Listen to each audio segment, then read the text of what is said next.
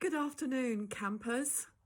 I'm saying campers because I think we are camping really, aren't we?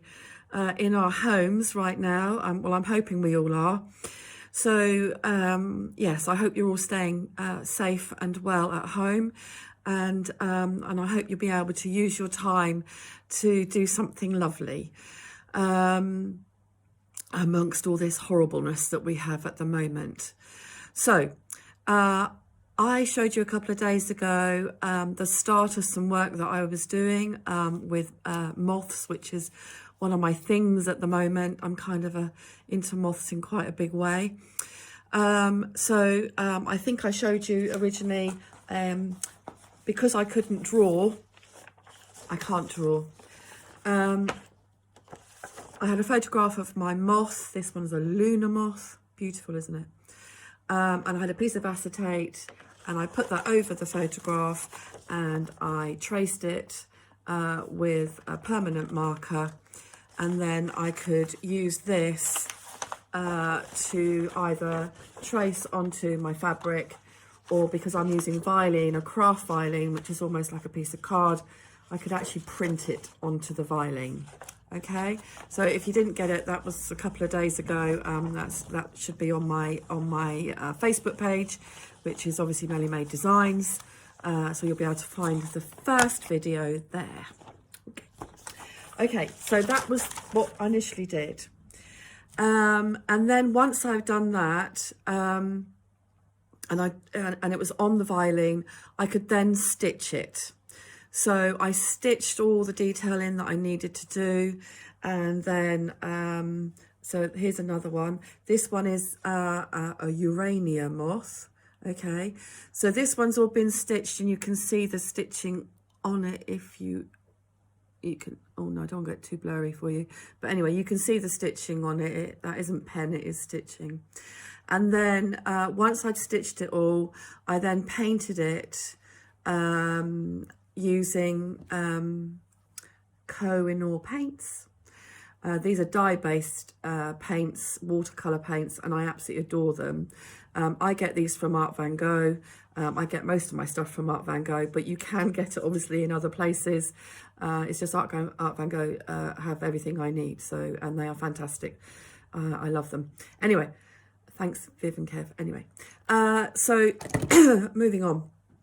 So once I painted it, allowed it to dry, then I use, would you believe, good old Wilko Quick Dry varnish, and this is a gloss one, and I normally do a couple of coats, so I'll do it, dry it, and then do another coat. That's just given that bit more sturdiness for me, which is what I want for a bit later. Okay, so it almost looks real, doesn't it, when you do that? So so that's what I've done with that one. Now, just to show you how I get to that point. So this is my Atlas moth, and isn't that beautiful? I love it, love it, love it. Now I'll show you two sides. So this side, you can see it's been painted. Well, they both have obviously been painted, but this side has been painted and it hasn't been varnished. All right. Once you varnish it, the colours become much more vibrant, and I really, really, really, really like that. Okay. And the other thing you'll see is that this has been cut away. This has been cut away with a soldering iron, and I will show you how to use that in a moment. Okay. So this is as far as I can go with the moths at the moment. So once we've done that, I then need a background to put the moth on. Yeah. So we know that moths tend to find them on trees and places like that, bracken and stones and things. So I thought, what can I use to create that texture? So I found this. I've got this big roll of it, actually. This is just good old-fashioned wallpaper, but it's got an amazing texture. I love it, love it, love it. That is so cool. So what I did with this was use transfer paints. Okay, so you can see these really amazing colours on here. So the transfer paints I've used, they're transfer dyes or dispersed dyes. Again, I got these from Art Van Gogh, but you can get them elsewhere. They come in liquid form or powder form. I always buy the powder because it goes an awful long way. I can also make the colours stronger or weaker depending on how much water I add to make my mix. And like I say, it goes an awful long way. And you can mix the colours as well a little bit too. So lots of playing around there. So this has been painted on, there's 4 different colours here, I think. I've got charcoal brown, a golden yellow, and a Lincoln green, I think it is. And those colour, it doesn't come out, those colours, once you'll see in a moment. So once I've allowed this to dry, painted it, allowed it to dry, then what I will do is I will get my Vilene and I will place it on the Vilene, okay, and then I use heat. So I will use a really hot dry iron, no steam, but you have to keep moving it. Don't keep the iron there, otherwise you'll end up with the iron plate mark on there quite quickly. And sometimes actually that's quite nice, but not for this occasion. So we just keep gently moving the iron around, and then we keep checking. And once we're satisfied, then that it's fine. We then should have something like that. Now, this, I have done this on a heat press, so therefore the colour is much more, you know, it's all set in there quite nicely. Whereas if you've got an iron, some bits might be lighter, some bits will be darker, which again is also really nice too. So nothing is wrong. I've just used my heat press because it was just for quickness really, because I was doing lots of other things beside. But do not think that is a lovely piece of fabric. The colours I just think are superb, and you know, you could turn it around and use it for paths, water, you could use it for leaves, trees, and I am using it as bark today. So I was very pleased with that. So it's amazing what you can do with 2 or 3 different things that aren't that expensive either. So when I've done that, the next thing I will do is I will stitch it. So I've used some free motion machining here. I guess you can see that, can't you? Yeah, just free motion machining, and these are rayon threads. I tend to use a lot of rayon threads actually. So yeah, rayon threads, and then I'll turn it around and do the same on that side, and then carry on. And then it should look quite barky. No, barky's not really a word, is it? It should look a little bit more like bark. So once I've done that, that will be my background finish, and I'll show you a finished piece in a moment. So the next thing we're going to get onto is I wanted to have some leaves or something on there as well to give it a bit more of a natural look. And I do a lot of eco dyeing and stuff like that with real leaves, but of course this wouldn't kind of work on the piece of work that I'm doing. So I thought, well, how can I do this? So it's quicker as well, of course, because with eco dyeing it takes days sometimes, unless you use a heat press or something, then it's quite easy. But today I wanted to do something different. So what I did was, again, I used my transfer dye, but I mixed it with a thickener which comes with these. Mixed it with a thickener, so it kind of had the consistency of an acrylic paint, I guess.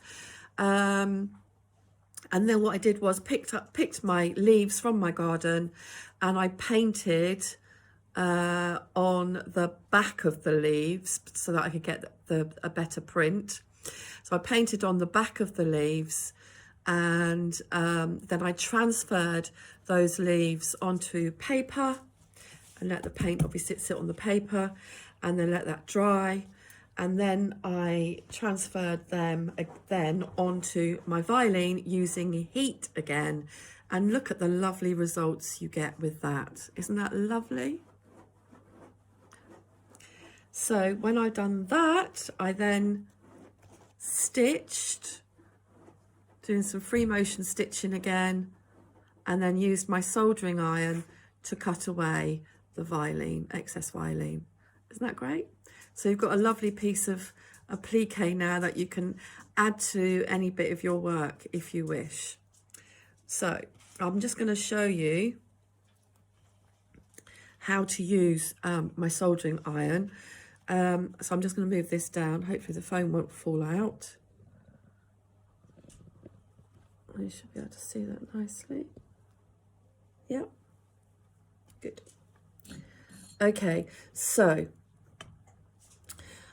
soldering irons, just tell you a little bit about it really. So first of all, I've got this is one of my kitchen tiles, not one from my floor, a spare one, of course.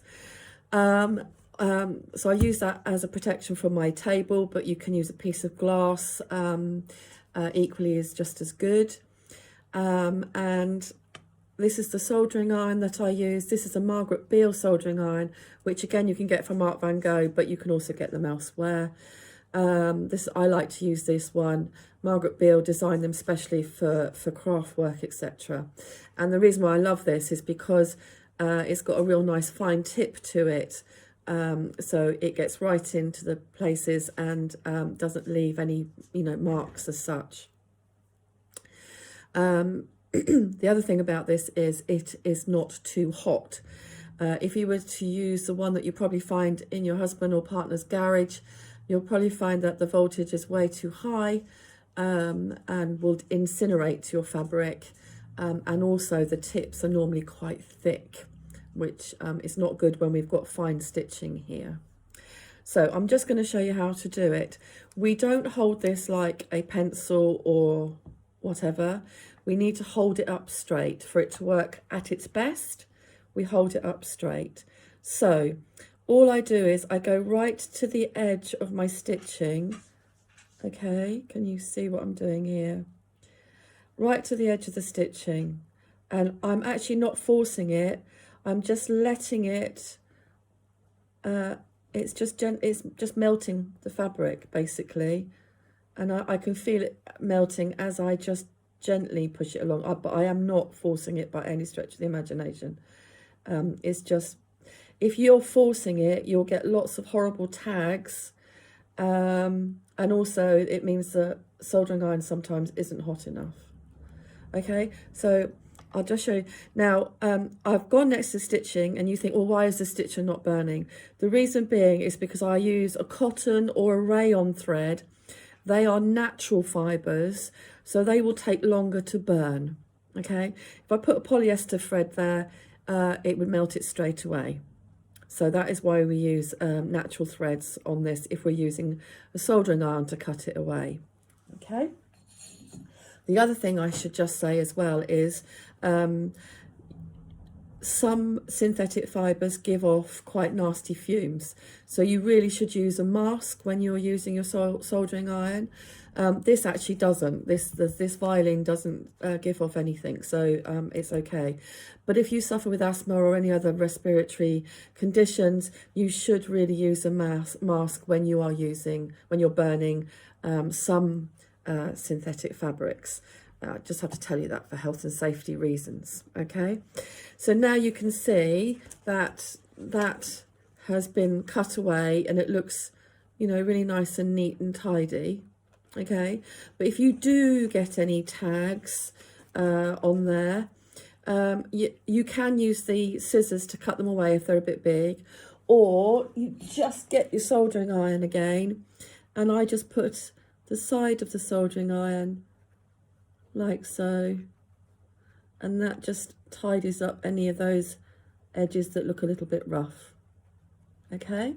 And then the other thing you do as well is if you see that it looks a bit white on the edges along here, sometimes you don't want that, so I get a felt pen or a Sharpie, and obviously this is a dark green thread that I use, so I'd use a dark green Sharpie and I would just go round the sides of that, and then it just finishes it off. It gives it a nice finish, and then you've got your appliqued leaf ready to go onto your work, okay?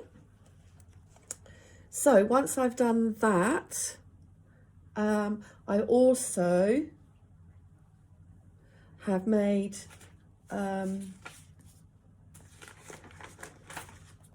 some text as well. So done in exactly the same way. Okay, on a piece of violin. I printed out a particular font on a piece of paper, then I traced it onto the violin, stitched it, and then burnt it away with the soldering iron. Okay, come back up to me now. So, sorry, doesn't want to stand up now. There we go, sorry about that. So we've got all those pieces now that should hopefully make one of the finished pieces. So here is one. Can you see? So if we look up closely, you can see all the stitching has created the bark look a bit more. The moth has just been stitched in the middle onto the backing, as has the leaves, because I want to have that freeness of it. I wanted the 3D look really a bit more. Okay, and then I've also added the name of the moth underneath, and when I get the next bit done with the next moth, and I've obviously cut that away as well, then that will be attached to that, and so on and so forth. And I'm also thinking about doing another background on top of that, but I'm not sure yet. This is the kind of work I do all the time. I tend to start something and then it just evolves and keeps going. And that's the beauty and the joy of it for me. I certainly don't get bored. And I certainly haven't been bored these last couple of weeks, because I'm very fortunate that I can come in here and do whatever work I like. So I'm very lucky. And I guess, you know, you've got time too, ladies and gentlemen. So I'm hoping that you are using some of that to make some lovely creations, or if not, in the garden when it's a nice day, or baking. Those are the three things I've been doing the most of at the moment. So it has allowed me to get on and do some of the things that I didn't think I was going to do. So I hope you've enjoyed this. I will show you the finished piece, so look out for it. And if you want to see the video again, it is on my Facebook page, which is Melly Made Designs. And hopefully I will be setting up a YouTube channel shortly. And then I will be putting my videos and things on there as well. And any questions or anything, just message me. I'm happy to help out. And so for me, it's sit, sew, create, and stay safe. Bye for now.